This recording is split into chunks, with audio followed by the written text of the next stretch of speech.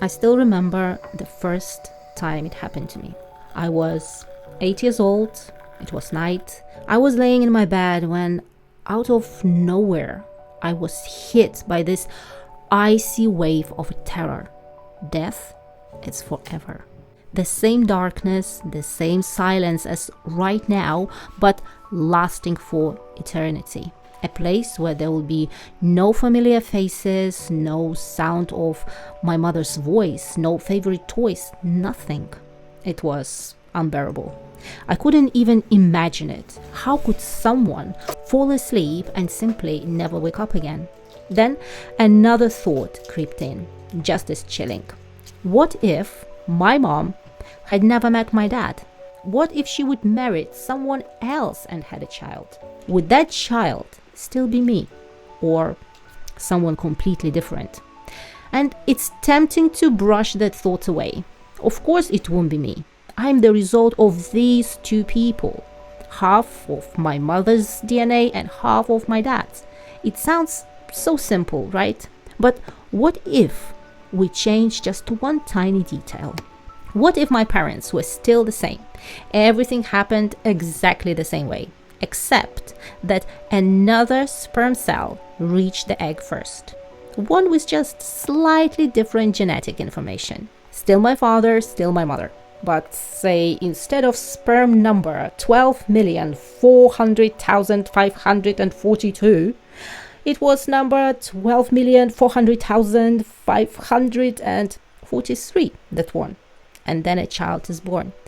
Almost identical to me. Same face, same laugh, just different colored eyes. Would that still be me? Would that child open its eyes and feel itself as me? Or would I simply never exist? Suddenly, it's not so obvious anymore, isn't it? Before we try to answer that question, let's first understand what is I. And to make it easier, let's separate it into two parts.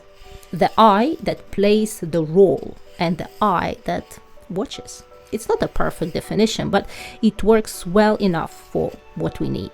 So let's start with the first one, the I role. If I asked you to tell me a bit about yourself, you would probably start describing your story, your name, your job, your memories, your opinions, your achievements, your failures.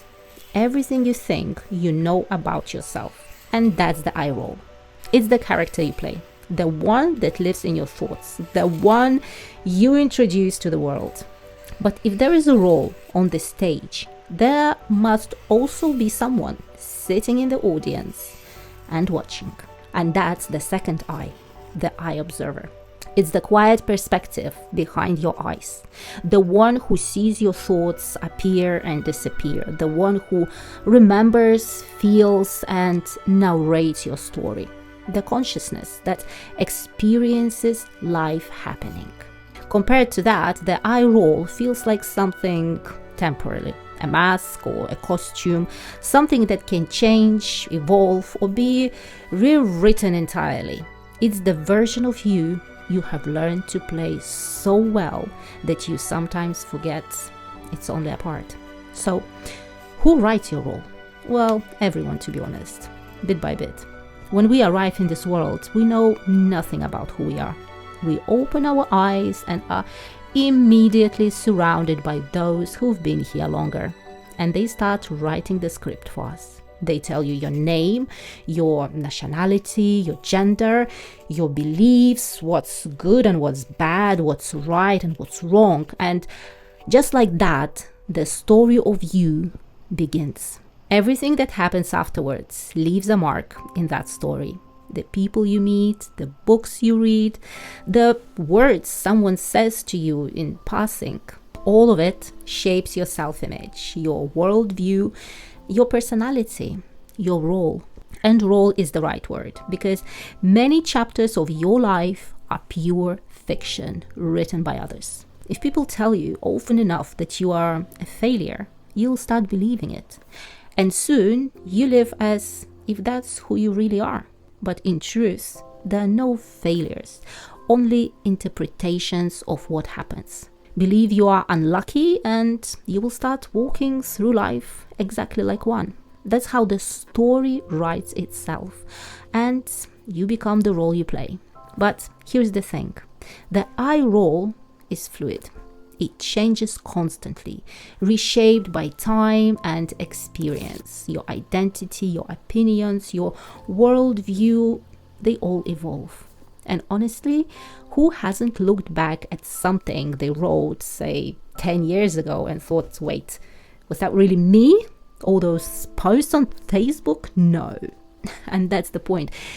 It wasn't you who wrote those old posts.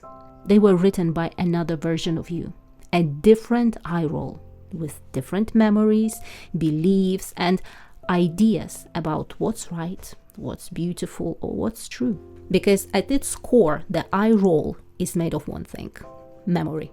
Memory is the foundation of your story. It connects your 10-year-old self to your 40-year-old self, carrying the illusion of continuity, reminding you who you are, what you love, where you came from, and where you think you are going. But memory, just like the eye roll, is far from reliable. We like to imagine it as a filing cabinet, a perfect archive of past events, kept safe exactly as they happened. But that's not how it works. Memory isn't a documentary. It's a work of imagination. Think of your first kiss. You probably just saw it flash before your eyes, but what you saw wasn't the original moment. It was a memory of a memory of a memory. Like a copy of a copy of a copy of a copy. So each time you recall it, your mind redraws the picture, adds details that were never there, and also loses others forever. By the time you are done, the memory you cherish might have little in common with what actually happened. It means your life story, even the parts already lived, keeps rewriting itself in real time, which makes your eye roll even more unstable, more like a mirage than a solid identity. And what happens if we take memory away completely? Without memory, there is no eye roll. In 2008, a 19-year-old basketball player named Kyla Hutchinson was hit on the head during practice. At first, it seemed minor. She even finished the game. But that evening, something terrifying began to unfold. She didn't recognize her roommates, then her parents, and soon, not even herself. She forgot her name, her age, her entire past. Her eye roll was gone, wiped out, or at least hidden beyond reach. Day by day, her family tried to help her rebuild it. Her father hung photos above her bed, hoping to bring his daughter back, piece by piece. And Kyla had to believe what others told her, that her name was Kyla, that she was 19, that she loved basketball. But inside, she felt like a stranger in her own life. To imagine what that's like, try to picture waking up in the body of an unfamiliar person, right in the middle of their life. You won't know who you were, what you liked, or where you belonged. After the word I, there would be only silence. No labels, no history, just pure awareness, a blank page. You have actually felt that too, every morning. There is a tiny fleeting moment between sleep and waking, a second before you remember your name, your job, your plans, that brief stillness before the story of you comes rushing back. And that is the key. So if 40 years ago my parents had a child who looked exactly like me but had a different eye color, would that still be me? Even the smallest change at the very beginning, like the color of your eyes, can send your life down a completely different path. Different friends, different choices, a different eye roll. But what about the eye observer, the quiet one behind the eyes? Would that have changed too? Would that feeling that I am me and this life is happening to me ever come into existence at all? Most people would say that I observer might live somewhere in the brain. So as long as the brain stays the same, it shouldn't matter what color your eyes are, right? If the brain is identical, then it must still be you. But that leads us to one of philosophy's strangest puzzle, the teleportation paradox. Imagine a piece of incredible technology, a teleportation machine that can send you from your room to Mars. Here's how it works. You step inside, fall asleep. And while you are sleeping, the machine scans your entire body. Every cell, every molecule, even neuron. Then it destroys you. Yes, completely. Disassembles you into particles. But that's not the end. All the data, the exact position of every atom in your body and brain is transmitted at the speed of light to Mars, where another machine uses local molecules to recreate you exactly as you were. Every detail is the same. The tiny freckle on your neck, the pimple on your nose, your memories, your fears, your favorite songs. And when your copy opens its eyes on Mars, it remembers everything. Your childhood, your plans for the evening, your secrets, and it feels like you just blinked. One moment you were in your room and the next standing on the red planet. From their point of view, nothing has changed. They are you. But there is a question. What happens to you who stayed in the room? There are two possibilities. Either when the machine destroys you, your existence ends, like permanently. Or your awareness somehow continues and you wake up on Mars, just as your copy believes you did. And there is the strange part. We have absolutely no evidence to say for sure which one is true. Why should your existence not continue?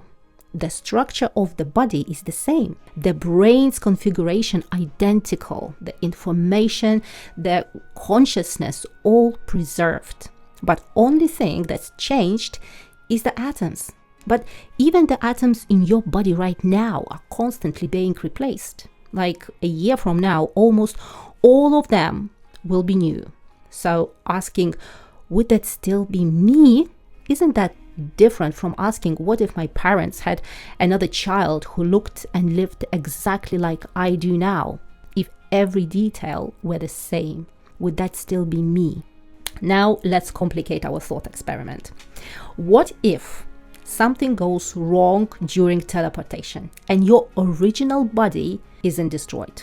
Instead, the machine simply copies you and sends the copy to Mars. Now, there are two of you, one still standing in your room and one walking up on Mars. So, who is the real you? Common sense says the original, the one who stayed behind, must be you.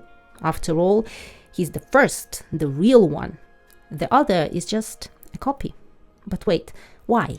A moment ago, when we destroyed your body completely, we agreed that the new version on Mars would still be you. So why do we suddenly change our minds just because now there are two of you? The truth is, our minds can't handle the idea that two versions of I could exist at the same time. We can't imagine being conscious in two places at once. It feels impossible, a paradox, unless there was never a single I to begin with. Just think about it. Can you remember the moment when you first appeared? The instant when nothing less became you? Can you recall being in your mother's womb, floating in warmth and sound, or those first months of life? Well, probably not. Your earliest memories are from when you were 3 or 4. Everything before that is covered by a fog of forgetfulness known as childhood amnesia. And one reason for it is that memory can't form without a main character, a self to attach it to. Until around age 2, most children don't have self-awareness. They don't think, I am me. They just are. There is no eye roll, no story of their life, and surprisingly, no observer either. So what is there? Pure consciousness. Psychologists and contemplative traditions call it non-dual awareness, or NDA.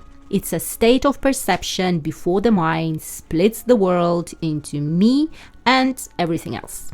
It's consciousness without boundaries, without categories, without this constant inner narrator dividing, naming, judging. It's the raw sense of being. Imagine this. Someone turns off the lights, the sounds, the feeling of space, even your thoughts, but you are still aware. What remains is that quiet presence that simply is. That's the base layer of consciousness. Of course, it's not exactly the same as, say, deep sleep, because in sleep there is no awareness at all. Non-dual awareness isn't the absence of experience. It's the field in which all experience happens. It's like the invisible substance from which everything is made. Light and sound, thought and emotion, the seen and the unseen. That's how babies perceive the world before language and thought divide it into pieces. They don't separate the one who sees from what is seen. Like there is no me looking at the painting. There is only the painting, only the act of seeing itself. Later, as the mind develops, we start cutting reality into fragments. This is me, this is you, this is mine. We start labeling, categorizing, and the world slowly breaks apart into subjects and objects. That's when the story of I begins and the paradox is born. You can experience this state of non-dual awareness yourself. If you meditate long enough, something begins to shift. You start to see that everything inside your mind, your thoughts, images, the urge to scratch your nose, even the idea of who you are, is made of the same material, consciousness. It's like staring into a mirror filled with reflections and suddenly shifting focus from what's reflected to the mirror itself. And in that instant, you realize the mirror has always been there. Everything else was just passing light. Let's call this pure state I consciousness. Though, interestingly, in moments of deep presence, like when you are creating art or when a child explores the world, the sense of I disappears completely. There is only awareness. Here is the first strange part. This consciousness doesn't belong to anyone. Its so-called owner, the I observer or I role, is something consciousness invents later. Consciousness creates its own character and then forgets it wrote the script. And the second strange part, this awareness has no individuality, no color, no accent, no personality. It doesn't carry a name tag saying mine or yours. All those traits, your habits, your thoughts, your worldview are layers placed on top of it. At its core, consciousness is the same in everyone. It performs one simple function. It knows. Just as every mirror reflects, every consciousness is aware. So, behind all the roles, all the stories, all the noise, our inner essence, this I consciousness, is identical from person to person, which means, in a strange way, that you are me. It sounds absurd, doesn't it? So let's look at it from another angle. The biologist Richard Dawkins once wrote, "We are going to die, and that makes us the lucky ones. Most people are never going to die because they're never going to be born." Think about that. Out of countless potential humans, you, this exact version of you, appeared. Harvard graduate and author Ali Benazir once tried to calculate how lucky that makes you. He asked, what are the chances that your genetic line survived unbroken from the first living cell all the way to you? That every ancestor met exactly the right person, that your father's one sperm found your mother's one egg, that every fragile chain of life stayed intact for billions of years, so that you could sit here now and breathe. The numbers are beyond comprehension. He estimated the odds at about the same as throwing 2 million dice, each with a trillion side, and every single one landing on the same number. That's not just unlikely, that's a miracle. A fraction of a fraction of a fraction of a chance. And one tiny shift, one missed heartbeat, and you would never have existed. So yes, I guess it's luck.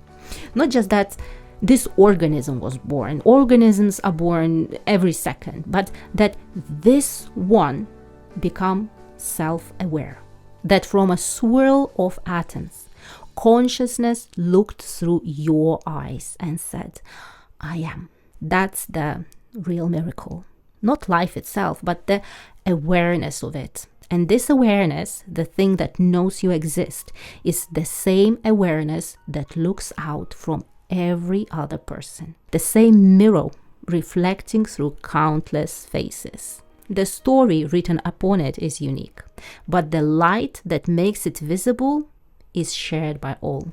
And now onto the stage walks one of the strangest, most beautiful ideas in philosophy, open individualism. It suggests that for you to be born, the universe didn't need to roll 2 million impossible dice. It only needed to flip a coin.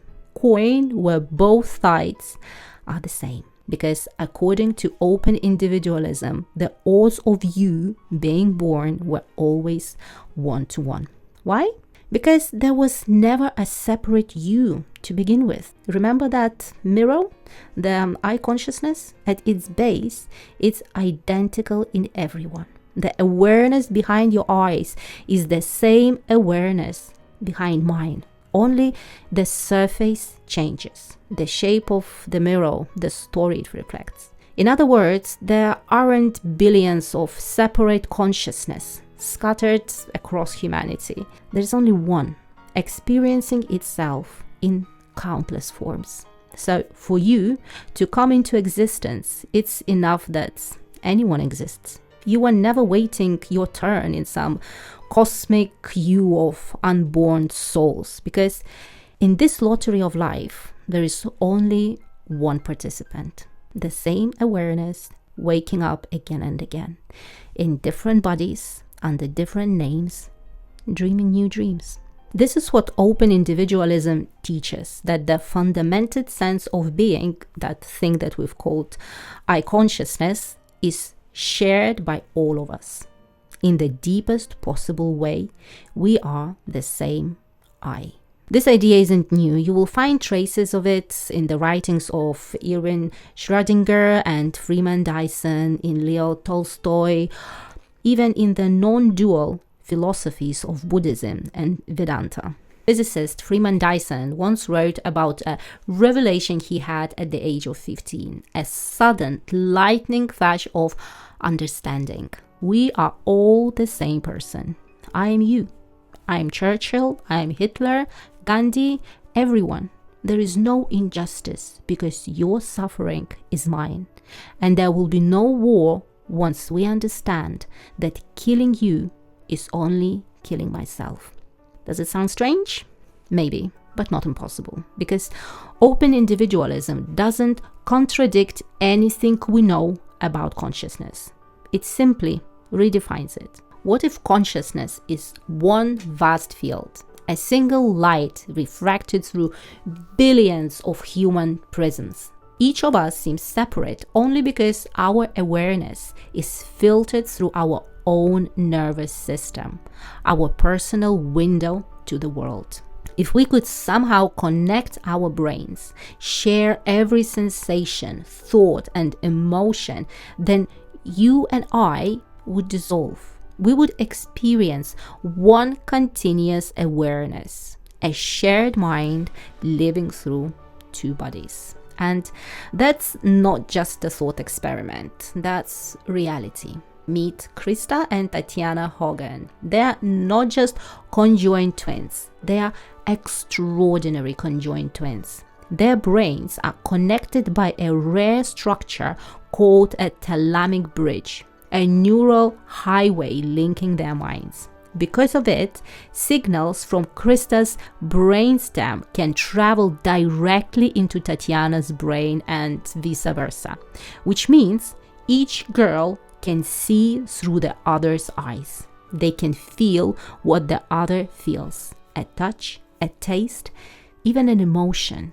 If one of them gets hurt, the other feels the pain. If Krista laughs, Tatiana smiles without knowing why. When one gets tired or distracted, the sensations drift effortlessly, crossing the bridge between them. Sometimes one will taste food that the other is eating, even if she doesn't want to.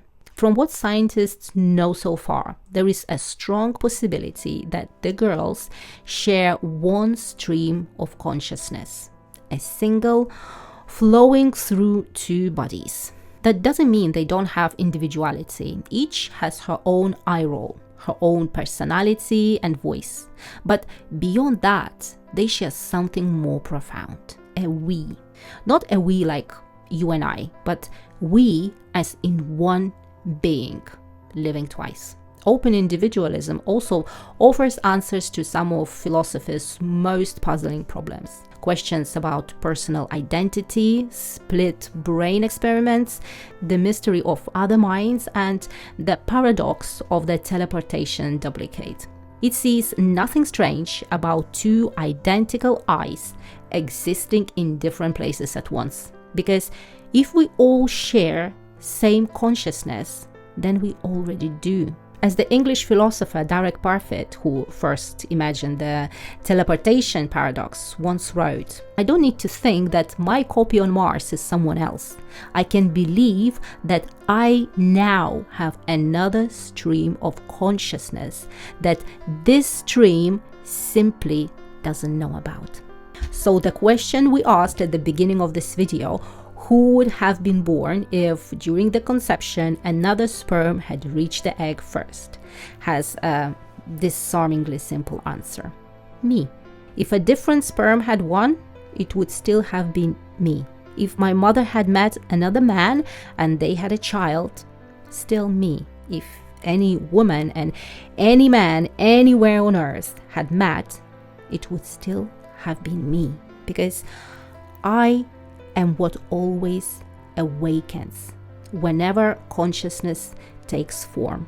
Every birth is another I coming into focus. It's as if the universe left us an ironic little clue hidden in plain sight, that no matter what's written in your passports, we all share the same original name, I. No matter the genetics, no matter the culture or the circumstances, we all begin with the same raw material, the simple fact of awareness. Then life paints its story over it, with unique memories, traits, and fingerprints that will never exist again.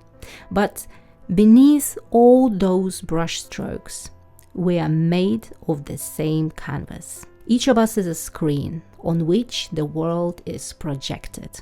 Sometimes it shows tender, bright, and beautiful images, and sometimes harsh, violent, or cruel ones. But the screen itself remains untouched, always clear, always still. Do not say that I will soon leave, for today I still arrive. Thich Nhat Hanh. What is it like to fall asleep and never wake up?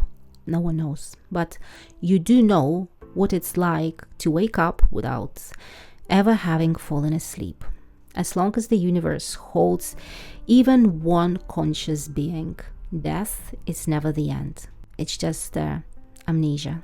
What it takes away is only the eye roll, the body, opinions, habits, memories, the image of yourself that dies many small deaths throughout your life. But the I consciousness, that raw sense of being, is simply a property of certain kinds of matter, like the brain. It existed long before you, and it will exist long after. Your consciousness will never die because it was never yours to begin with. Now listen carefully. There'll be two statements. First, after I die, a child will be born, and my consciousness will continue in that child, though I'll lose all my memory of who I was. Sounds like nonsense, right? Second, after I die, a child will be born. That's completely uncontroversial. But for us, there is no difference between the two. Some might say this is just another way to bargain with death, like the afterlife or reincarnation. But that's not quite true, because those beliefs promise continuity of you, your story, your personality, and open individualism makes no such promise. Your personal self is still erased, cleanly, completely, like chalk wiped from a blackboard. But maybe death isn't a vandal after all. Maybe it's more like a system reset, clearing the cache, replacing the worn out hardware, or polishing the fogged up mirror. When does life bring the most joy, pure and unfiltered? When we're children. God, I remember how happy I was to find a dirty conker in the park. That tiny, perfect joy. No conditions, no goals, no why.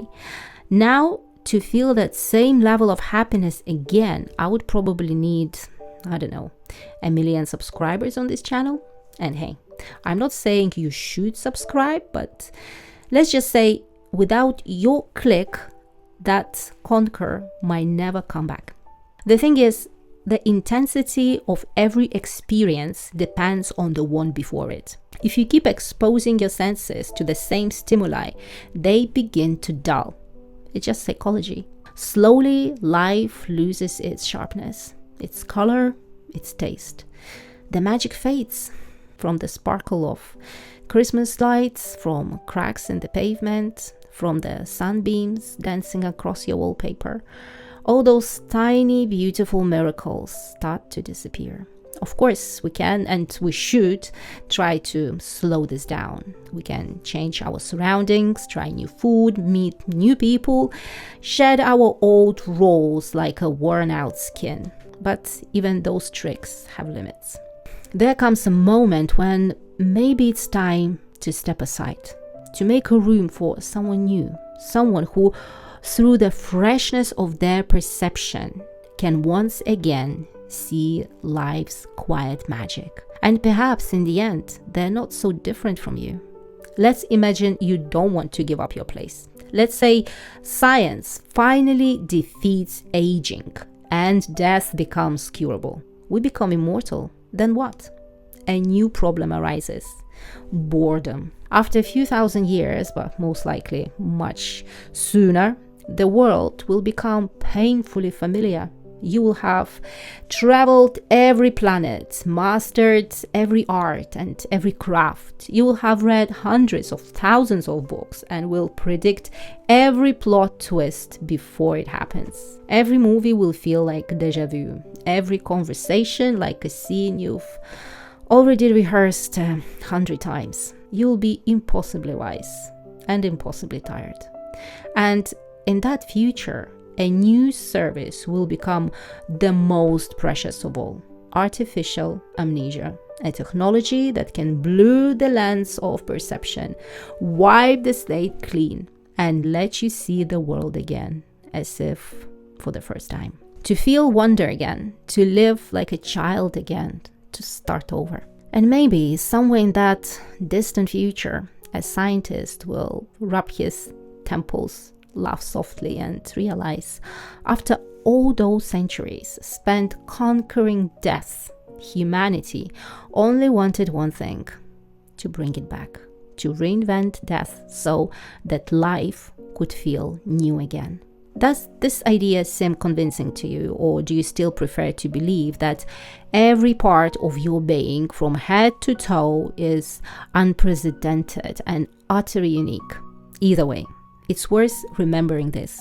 Beneath all our endless, irreconcilable differences, people aren't so different after all. They get lonely, just like you. They fear disappearing forever, just like you. They tremble at the thought of losing those they love.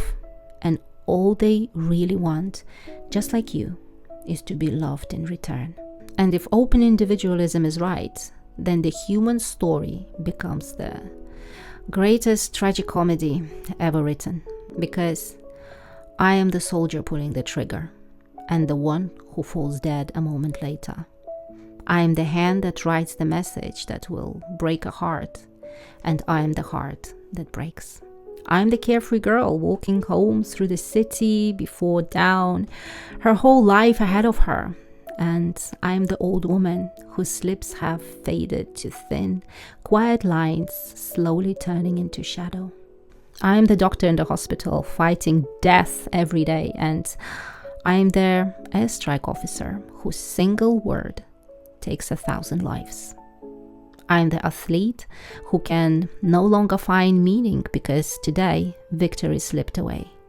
And I am the girl in the wheelchair sitting on the balcony, smiling softly at the first snow. If there is a law of boomerang, then God help us, we've completely misunderstood it. Every bullet returns not because of ricochet, not because the universe holds grudges, but because here you can only ever shoot yourself. And every time you reach out a hand to help someone, you aren't increasing your odds of being saved later. You are literally saving yourself. In this strange, funny, terrifying play of existence, you will live through every role, one after another. You will fill every cup, walk every life, be the first and the last, the victor and the defeated, the righteous and the sinner, the executioner and the condemned, until you finally understand, until you remember, until you wake up, just to forget again.